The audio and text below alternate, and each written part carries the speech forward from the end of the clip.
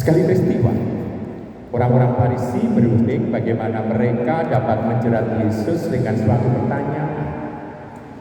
Mereka menyuruh murid-murid mereka bersama orang-orang Herodian bertanya kepada Yesus, "Guru, kami tahu engkau adalah seorang yang jujur, yang mengajarkan jalan Allah, dan engkau tidak takut kepada siapapun juga, sebab engkau tidak mencari muka. Katakanlah kepada kami pendapatmu, bolehkah membayar pajak kepada kaisar atau tidak?" Tetapi Yesus mengetahui kejahatan hati mereka, maka ia lalu berkata, "Mengapa kamu mencobai aku, hai orang-orang munafik? Tunjukkanlah kepadaku mata uang untuk pajak itu." Mereka membawa 1 dinar kepada Yesus. Maka Yesus bertanya kepada mereka, "Gambar dan tulisan siapakah ini?" Jawab mereka, "Gambar dan tulisan kaisar." Lalu kata Yesus kepada mereka, "Berikanlah kepada kaisar apa yang wajib kamu berikan kepada kaisar, dan kepada Allah apa yang wajib kamu berikan kepada Allah." Demikianlah sabda Tuhan.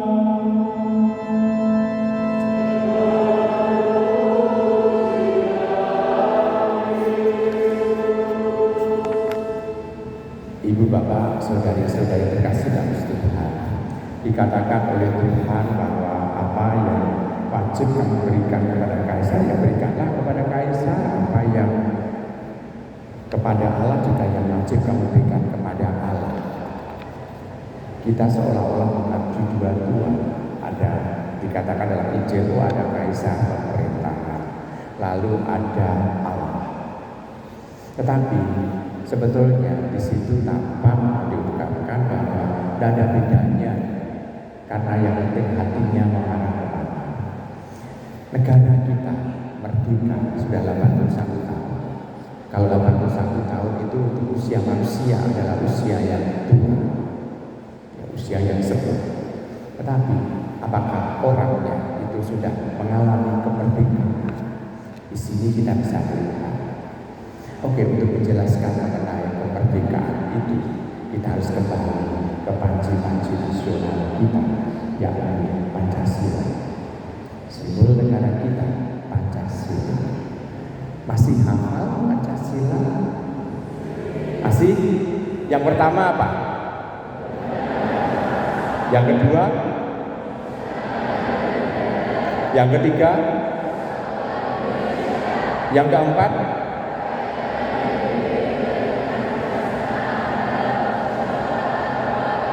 Yang kelima? Pertanyaannya sudah dilakukan belum? Baik. Karena yang ada sekarang ini seolah-olah penyelewengan dari Pancasila. Karena kita bisa melihat istilahnya itu penyelewengan yang pertama adalah keuangan yang maha esa, keuangan yang maha kuasa. Betul ya? Semua serba duit. Betul kan? Lalu yang kedua, kemanusiaan yang tidak adil dan biadab. Betul? Lalu di sini sana kita melihat adanya perpecahan Indonesia. Betul? Lalu yang keempat, kita juga seringkali menemui orang kumpul tetapi tidak bermusyawarah dan tidak menemukan mufakat juga, karena yang menang adalah yang punya kekuasaan, punya kekuatan. Betul? Lalu yang terakhir, ketidakadilan sosial. Benar ya? Berarti yang kita temukan real penyelewengan dari Pancasila. Bapak pendiri bangsa kita ini sebetulnya sangat jenius betul untuk membuat satu bangsa yang besar, bangsa yang sungguh bisa memahami arti kemerdekaan bangsa yang menghormati kemanusiaan menggunakan Pancasila. Kenapa? Karena ketidakbersatuan, kekacauan, kita harus membaca Pancasila dengan cara yang agak berbeda.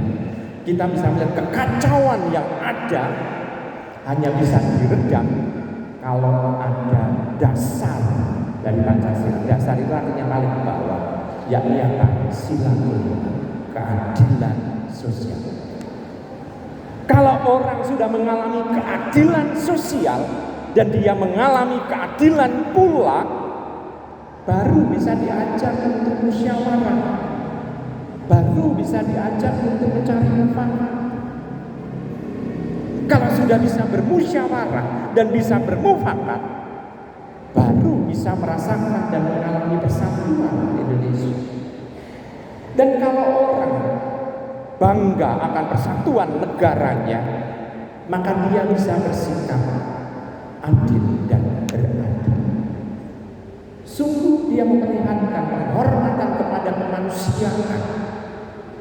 Tidak dilihat sukunya, tidak dilihat agamanya, tidak dilihat bagaimana adat istiadatnya, tidak dilihat perbedaannya, semua diratakan adil dan dia beradab.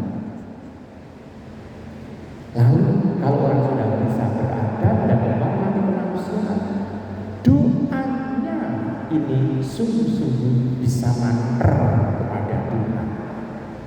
Sungguh dia bisa merasakan dan mengalami, oh iya, Tuhan ini ada di dalam bangsa kami.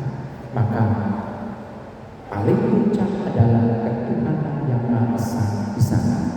Kalau orang itu diandaikan sila kedua sampai sila kelima terwujud, maka ibu bapak, saudari-saudara terkasih Tuhan, apakah Pancasila ini berbeda dengan cita-cita dalam negara dalam gereja kita? Enggak. Justru kita bisa melihat bahwa dalam tim pelayanan kita seringkali melakukan aspek-aspek, memperlihatkan aspek-aspek keadilan juga. Tim pelayanan diakonia ini bergerak sungguh-sungguh mau untuk supaya setiap orang ini di hadapan Allah adalah sama adanya.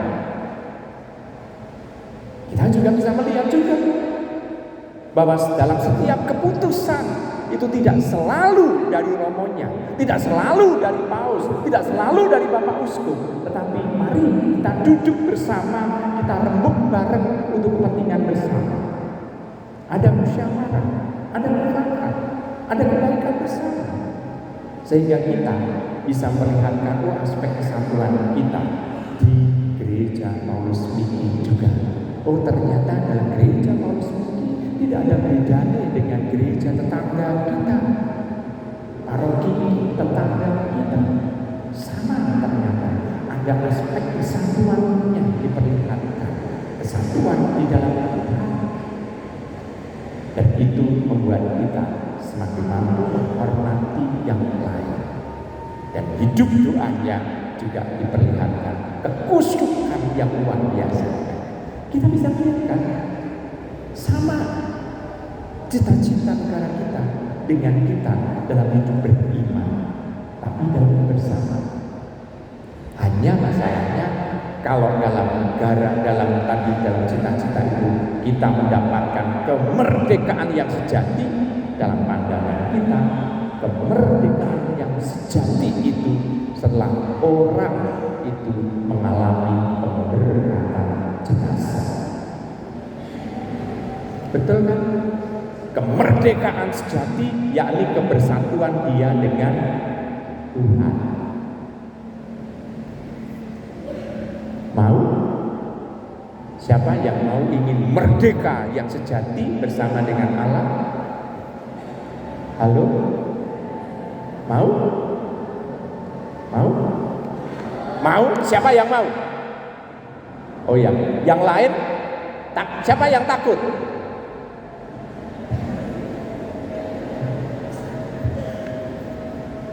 Ibu bapak, saudari-saudari kasih dalam Tuhan, maka kita bisa melihat kemerdekaan, hari raya kemerdekaan ini kita merayakan dengan bangga. Kebanggaan itu diperlihatkan dengan kita bersyukur kepada Tuhan, dengan kita bersama-sama berkumpul di tempat ini untuk berdoa, dan kita berharap dalam doa itu kita percaya kepada Tuhan. Tuhan senantiasa mau mendampingi bangsa kita, kebersatuan, keadilan, kebenaran, kebaikan Tuhan bisa kita rasakan. Dengan seperti itu kita bisa melihat inilah yang menjadi harapan kita. Maka langkah awal dari bacaan Injil di sini dikatakan di sana, berikanlah kepada Kaisar apa yang menjadi hak Kaisar, dan kepada Allah apa yang menjadi hak Allah. Oke, latar belakang dari ini sabda Tuhan ini dulu ya, agak jauh sih dari renungan tentang kemerdekaan. Ya. Kenapa? Karena orang-orang Yahudi pada zaman Tuhan Yesus, kalau jual beli di luar, ya, di luar jual beli ini menggunakan mata uang Romawi. Tapi duit kolektor untuk bait Allah mereka menggunakan mata uang sendiri, mata uang yang hanya berlaku di bait Allah. Sehingga kita bisa melihat di lain nas itu Tuhan Yesus menghambur-hamburkan penuhkan uang. Karena apa? Karena duit yang dipakai untuk jual beli di luar, yang gambarnya Kaisar itu orang payu di bait Allah. Maka Tuhan kembali mengingatkan, apa yang menjadi hak Kaisar berikanlah kepada Kaisar, apa yang menjadi hak Allah berikanlah kepada Allah. Di situ latar belakangnya. Nah, bagi diri kita tidak hanya mau mengalami hal itu, tetapi juga kita mengalami bahwa yang suci hendaknya kita berikan kepada Allah, tetapi juga tindakan yang baik harus kita lakukan untuk bangsa kita. Sehingga ada aspek yang senada, karena kebetulan mata uang yang berlaku di bank dengan yang berlaku di gereja sama. Betul kan? Betul kan? Apa yang berlaku di bank dengan yang di gereja sama. Bukan hanya itu, QR code-nya pun juga sama. Itu hasil produk dari bank yang bisa kita pakai untuk kolektor juga ternyata. Nah, karena tidak ada perbedaan itu, maka kita mempunyai suatu renungan lebih dalam dari firman Tuhan ini, bahwa hati kita ini haruslah mau memperlakukan yang baik kepada Allah dan juga sumbangan hidup kita kepada negara kita. Nah, saya yakin bahwa umat di paroki Paulus Miki ini adalah umat yang memperlihatkan 100% Katolik dan 100% Indonesia. Maka kita tetap bisa mempertahankan Salatiga sebagai kota toleran di Indonesia. Amin. Karena sudah amin, maka